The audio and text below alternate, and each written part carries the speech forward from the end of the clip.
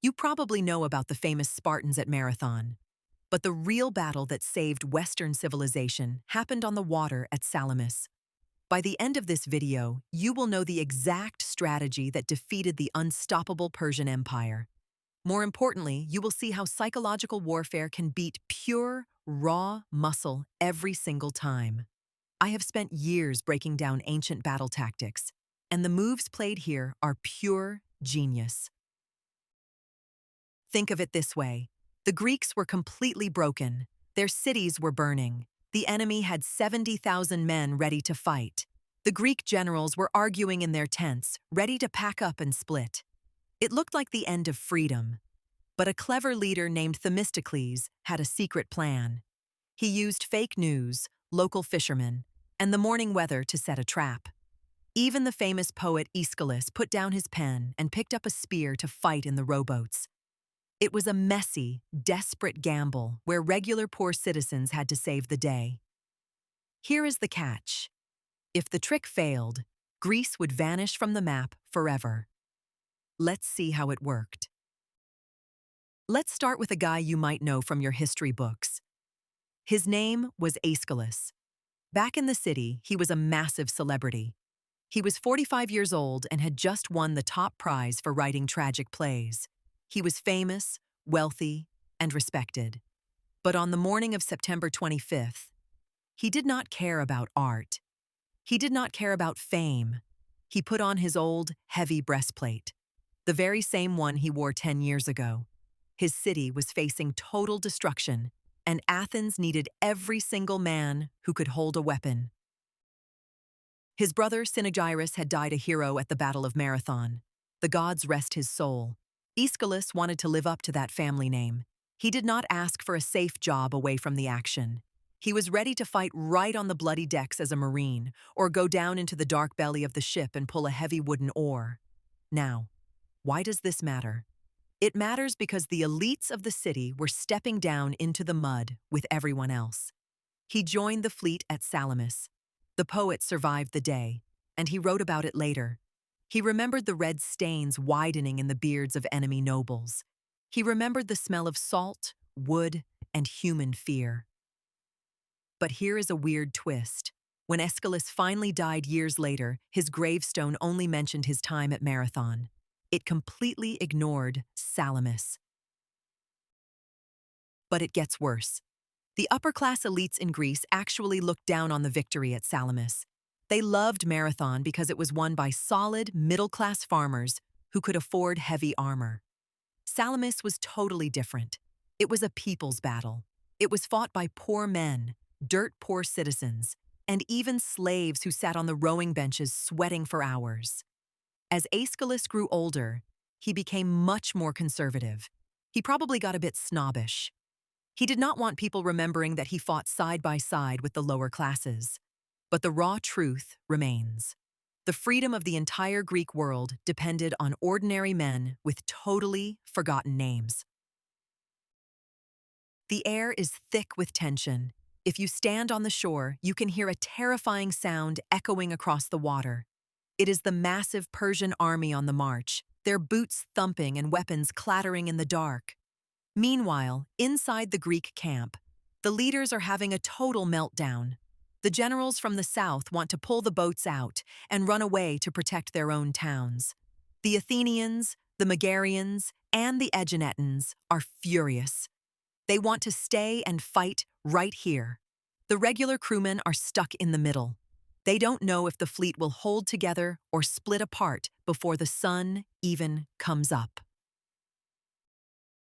To break the heavy silence and stop from going crazy, the men start telling jokes. They laugh at their leader, Themistocles, and his itchy fingers. They mock the wealthy gentlemen who are pale, out of shape, and trying to learn how to pull a heavy oar for the first time. They complain about the rowing masters screaming at them. Then, the jokes stop instantly. The news hits the camp like a lightning bolt. The enemy has snuck past them in the dark. The Persian ships have completely surrounded the straits. There is no escape. The arguments vanish. Suddenly, there are no more Spartans. There are no more Athenians or Corinthians. There are only Greeks. For one beautiful, brief moment before the dawn, they achieve a perfect unity. Think of it this way. The Greeks did not see their warships as cold, mechanical objects. To them, a trireme was alive. It was sacred, just like a holy mountain or a magic spring. Every single warship had a female name painted on the front. Some were named after powerful goddesses like Artemis. Others were named after ideals like freedom, democracy, and equality. Some even had scary, aggressive names like Pillage to terrify the enemy. More importantly, every ship had two large eyes carved and painted out of marble on the sides of the front bow. This custom came all the way from ancient Egypt. The eyes allowed the ship's protective god to look at the water ahead and guide the rudder safely. The common sailors put their entire lives into these dark-eyed wooden walls. But before the ships could leave the sand, the gods demanded blood. The Greeks always killed an animal before a fight to earn good luck. The Spartans brought out a goat for Artemis. The Athenians did the exact same thing. After the sacrifice, the captains poured cups of wine into the sea as a final prayer. But a much darker story follows the launch. A famous writer claimed that Themistocles took 3 royal Persian prisoners who were captured nearby. They were wearing expensive gold jewelry. A religious seer looked at the altar fire, heard a sneeze from the auspicious right side, and grabbed Themistocles' hand. He told the leader to cut the throats of these 3 young men to guarantee a victory. Themistocles did not want to do it, but the crazy, terrified crowd dragged the prisoners to the altar and slaughtered them anyway. It shows just how dark and desperate that morning really was. The Greek leaders call a sudden meeting on the beach, but here is the catch. They only invite the Marines. The 60,000 rowers stay inside the boats sitting on their benches. Why leave them out? First, because there is no hillside big enough to hold 60,000 screaming men. Second, it would take hours to get them all back into the boats if they left. The Marines are the ones who wear the armor, carry the heavy shields, and fight hand-to-hand on the top decks. The commanders needed to pump them up. Themistocles steps forward to give the final speech. He does not waste time with fancy words or long academic ideas. He keeps it totally simple. He talks about the classic struggle between the good and bad parts of human nature. He tells his men to choose the honorable path, finishes with a loud shout, and orders everyone to board the ships immediately. Right at that exact moment, a lucky sign appears. A small owl flies over the ships from the right side and lands on a wooden mast. The crowd goes wild. The owl belongs to the goddess Athena, and coming from the right means victory is guaranteed. The men feel like the gods are standing right next to them. But behind the scenes, Themistocles was playing a dangerous, brilliant game. He had already sent a secret slave across the water the night before to trick the Persian king. The slave told the king that the Greeks were fighting each other and trying to run away in fear. The Persian king fell for it completely.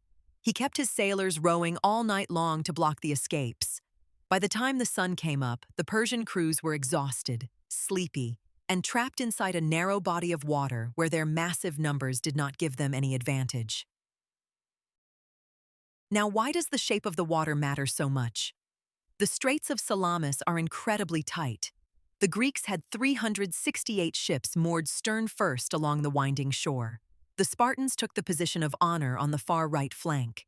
In ancient warfare, the right side was the most dangerous spot because your shield is on your left arm, leaving your right side open.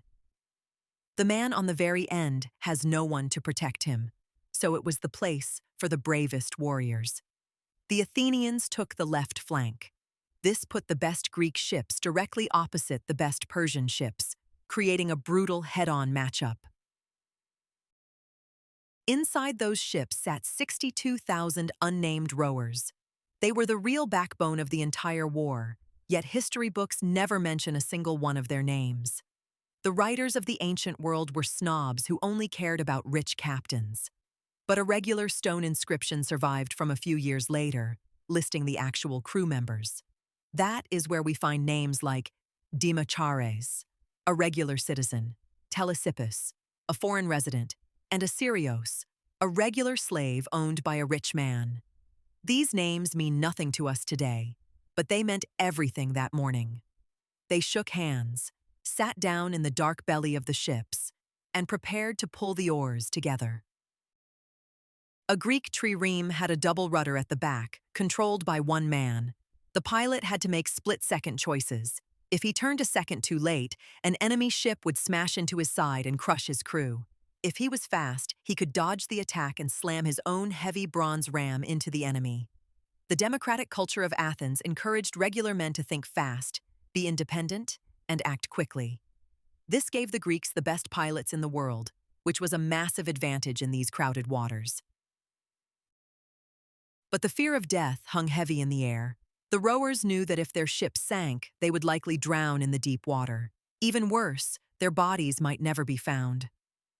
The Greeks had a massive horror of being left unburied.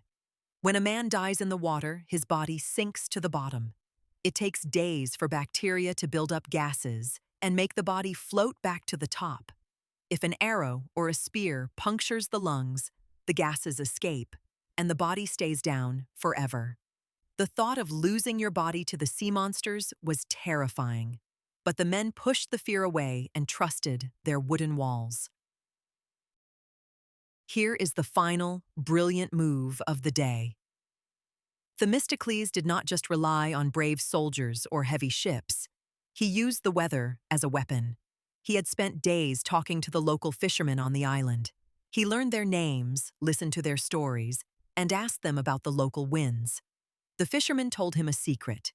Every single morning, a couple of hours after sunrise, a gentle sea breeze called the aura blows in from the south. In the narrow straits, this breeze gets squeezed and creates a choppy, rough swell. Themistocles stood on his deck and watched the wind. He deliberately held his ships back, making the Persians think the Greeks were freezing in fear. The Persian ships were massive, with high sides and tall decks built to hold lots of soldiers. But as the clock struck 9, the morning breeze kicked in right on schedule. The water turned rough. The high sides of the Persian ships acted like giant sails, catching the wind and tossing the heavy boats side to side.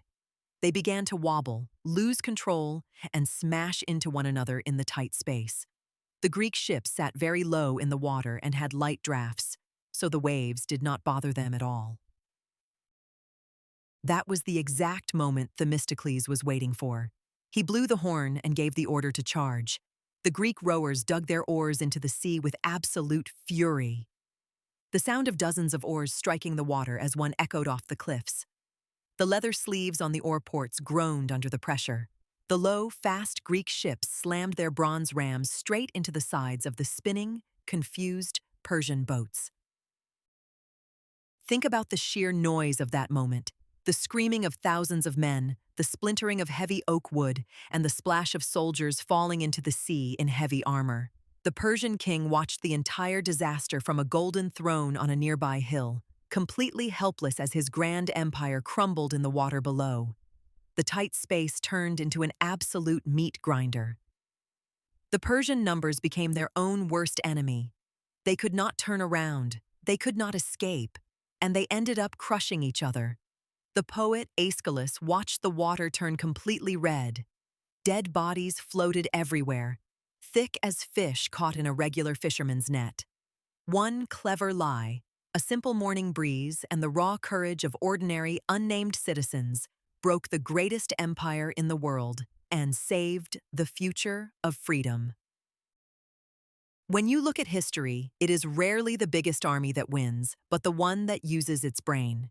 If you want to see how another massive empire fell to a genius tactical trick, click on this video right here, where we break down the secret strategy behind the Trojan horse right now.